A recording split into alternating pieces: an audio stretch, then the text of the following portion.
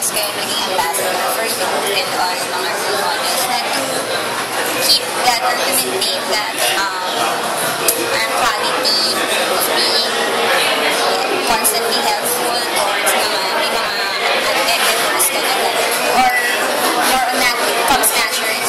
Hindi naman. It should come naturally. Parang halimbawa kasi yung main project sa amin sa foundation, hindi naman to build classrooms, hindi naman to bigyan ng relief goods. Nagkataon lang, ang main namin is scholarships. So anong nangyari nung nagkaroon nga nung disaster? So people were going to us, giving donations. Siguro, maliit na kami institution, unlike yung mga big ones like Confucius Foundation, Red Cross. So kumbaga may tiwala sa binigay sila. So siguro it was just right na for us to act accordingly. Para lahat ng donation nila, deliver ko personally sa mga namin. But other than that, hindi naman talaga yun yung formula. But still, depending on the urgency and the need, we can respond. This year ba, ano pang bang plan sa'yo ng GMA? Sabi mo nga kanina na showbiz against yung main ng priority mo. Ano yung mga projects, upcoming projects na nakapangan? So, itong March mag-uumpisa na kami ng isang teleserye na sobrang excited. Kasama ko dito si Maricel Soriano at si Lori. As in, ano siya, pala-try ka kayo? Alam mo, bihira akong ma-excite ng sobra. Ito ay isa sa mga projects na kahit compare ko sa lahat ng plano ko siya yung nasa aking top. Isa sa mga nasa top sa list na sobrang na-excite noong binanggit sa akin yung concept. So, it's something may working title na ba? Yung teleserye na to, may working title na. Working title? Yeah. Meron. Working title pa lang naman. Ang dalawang Mrs. Ria. Ang dalawang Mrs. Ria. So, nakapag-meet na kayo ni Maricel? Yes. Project, how was it? Sobrang stars na ako.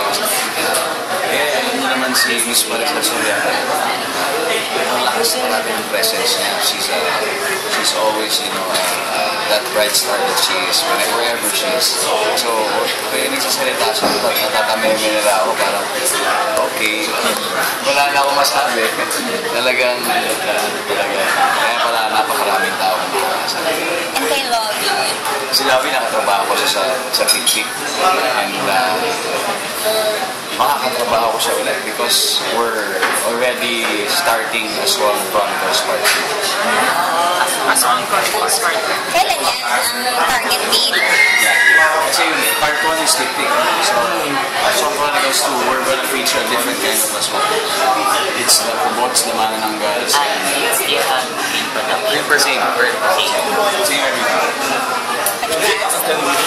everything.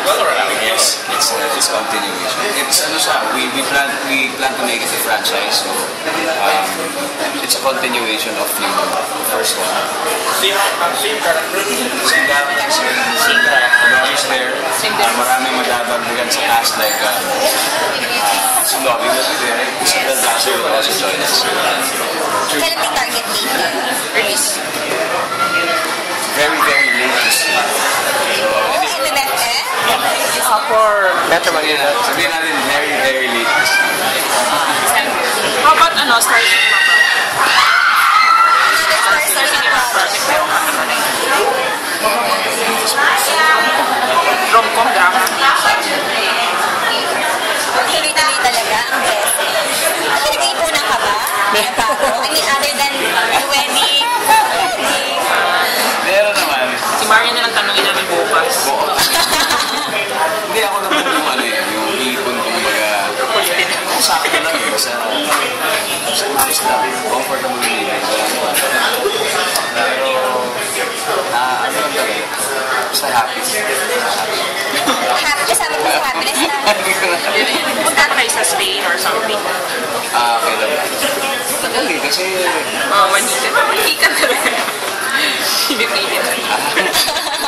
Galing na ako doon. Ito gusto ko. Pero tagal na doon. Ngayon, mga formalize. surprise. Yes. Walang plano.